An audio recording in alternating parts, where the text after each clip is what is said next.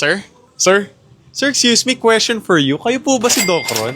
What's up, man? Nag-interview po kami ng mga business owners tsaka mga successful people for the younger generation. Baka pwede po kayo ma-interview kahit sandali lang. Makaka-ombre ka, ha? Ay, hindi po, Doc. Hindi Kaya po, ako sumalag sa'yo, ha? Hindi po, Doc. Sandali lang naman po. Nahihinaw ko lang. Mga business ka na for younger generation. Pasok tayo sa loob. Para po sa mga hindi nakakaalam, sir, sino po tayo and ano po yung industry natin? Doc Ron, also known as Angry Doc. Yung industry ko is physical therapy wellness. Physical therapy, sir, no?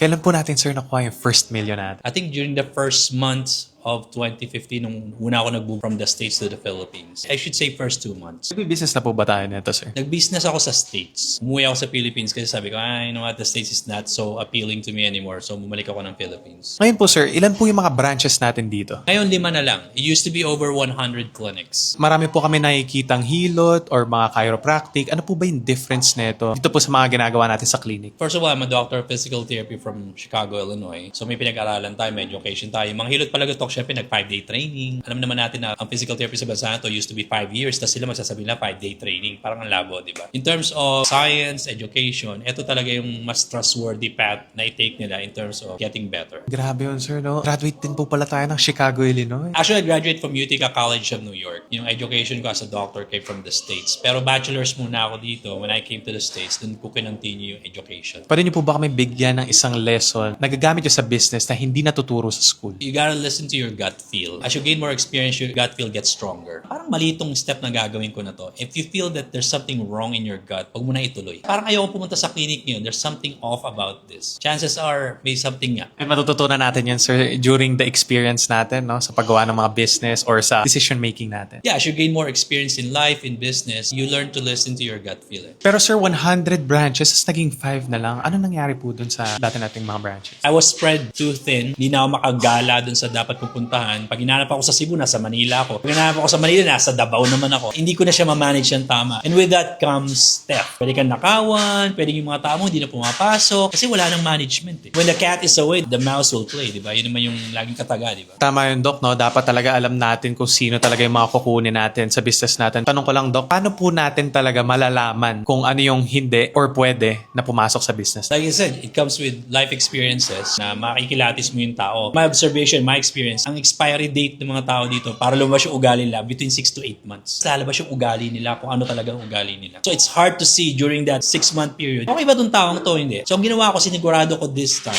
that I only hire yung mga taong kilala ko. It's so limiting, it's so restrictive kasi hindi ako pwedeng lumaki gaya ng ginawa ko dati kasi kilala ba kakilala ko. Pero mas secured ako. May peace of mind ako. Ay, kapatid to ni ganito. I'd rather have that peace of mind. No? Sir, no, mas importante ang peace of mind kaysa sa pera, no? Mas okay nang nakakatulog tayo ng maayos kaysa sa hindi natin alam kung ano nangyari sa sarili nating business. Tsaka lagi po talaga tayong hinahanap, no, sa mga branches natin kasi kayo po talaga yung kilala. And yun naman talaga kasi syempre ako yung Doc Ron, ako yung hinahanap ng mga tao. Gusto ko sana sa'yo magpatingin. Ikaw talaga pinunta ko tapos wala ka. It's very disappointing for a lot of people. Yun yung mistake na ayoko nang ulitin sa ngayon. I shrunk down significantly. Na-experience mo na yung kinikita doon sa States, tas kinikita din dito sa Pilipinas. Posible bang yumaman ang normal na Pilipino dito sa Pilipinas? Mas madaling yumaman sa Pilipinas kaya sa US. Ano nyo sabi, sir? First of all, second-class citizen tayo doon. Hindi man tayo puti, hindi man talaga tayo taga-ron, di ba? Dito, sarili nating lingwahe, sarili nating kulay, sarili nating kultura, di ba? Mas madaling makarelate sa kapwa nating Pinoy. Saka ang Pinoy kasi, we're consumer-based people. May tayong gumastos. Nagdibo si ganito, papakatay yung baboy. Di ba? Bebenta yung kalabaw. Sa States, do you think gagawin nila yan? Hell no. So, mas madaling yumaman dito kasi ang Pilipino mas madaling magpakawala ng pera. So, kung pagyaman lang, ang daling yumaman sa Pilipinas. Sobrang dali. Kaya nga umuwi. Mamimili lang tayo, sir, kung tayo yung magiging seller or yung buyer. Yeah, it's a matter of positioning yourself. Ano bang gusto mo maging dito sa Pilipinas? Gusto mo ba retire ka lang na pabanjing-banjing o gusto mo kumikita ka ng pera? But then again, you know, if you choose to be an entrepreneur, you gotta be ready for a lot of hardships. Totoo yun, sir. Sa tingin niyo po ba, sir, lahat po ng Pilipino or lahat ng tao dito sa Pilipinas kaya maging entrepreneur? I believe so. I mean, sa paghingi lang natin ng allowance sa nanay natin, we're selling ourselves.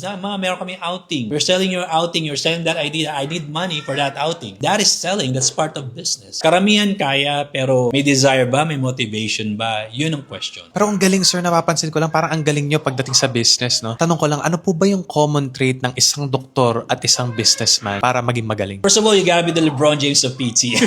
You gotta be really good. Sa lahat ng business, you gotta have a nice product. You gotta have the product, you gotta have the services, right? And as a doctor, if you have the best services, nakilala ka na pinakamagaling na doktor sa lugar na yan, then you gotta be able to market it. And I do feel maraming doktor doktor sa Pilipinas, kulang nung kalahating part na yon, yung marketing, yung business aspect. Galit sila ng doktor, they're thinking, oh, doktor ako, lalapitan ako ng tao. Hindi, magkaiba yun eh. Kasi it doesn't matter, kahit gaano ka pa, ikaw pang pinakamagaling ko, if no one knows about you, walang pupunta eh. Tama yun, sir. No? Hindi lang po kayo magaling na doktor, sir. Kilala pa po kayong doktor sa social media. No? The angriest doctor. Nagulat nga ako dyan eh, kasi it's just an accident. You know, I was just pissed at the comments and all that. No? Sabi ko, I'm the LeBron James of PT. For some reason, nag-click siya. So, nagkaroon ako ng hook all of a sudden na parang, uy, pwede to ah. Pwede kong gamitin to para ma-promote ko yung business. Nakakatuwa, sir, no? Paminsan yung hobbies natin, yun pa yung magpapa-amplify ng business natin. Hindi natin alam. Pero, Doc, sa tingin nyo, malaki po ba yung naitulong nung nangyari na yun dito sa business natin? Yung naging angriest doc ako, ang laking changes na. From being, oh, I'm the rockstar PT and no one listens to him, to an angriest doc and the LeBron James of PT. Ang laking tulong nun. I know it sounds like a gimmick, it sounds like an image thing, pero image plays a big role. Minsan tatawag sila, hindi ba si Doc Angry Bird? Kasi yung logo ko Angry Bird eh. Ang bilis tumatak sa utak ng tao eh. Nakatulong ba? Ang laking tulong. Kailangan talaga ng face, no, ng business, lalong-lalo ng in today's generation. Last question na lang po, Doc. Any advice po for the younger generation or sa mga viewers natin na gustong mag-succeed sa industry, na gusto nilang pasukin? Be an expert. Get that experience and knowledge. E pag nakuha mo na yun, ikaw na yung expert sa lugar mo, start marketing yourself as the expert, as the go-to person for whatever, bakery, service industry, whatever it is. Sometimes you don't have to be the best. You just have to be the first. Tama yun, sir. And we have to be credible, di ba? Kailangan natin maging LeBron James ng kahit anong industry, di ba? So you have a wonderful advice, Doc. So thank you so much for your time.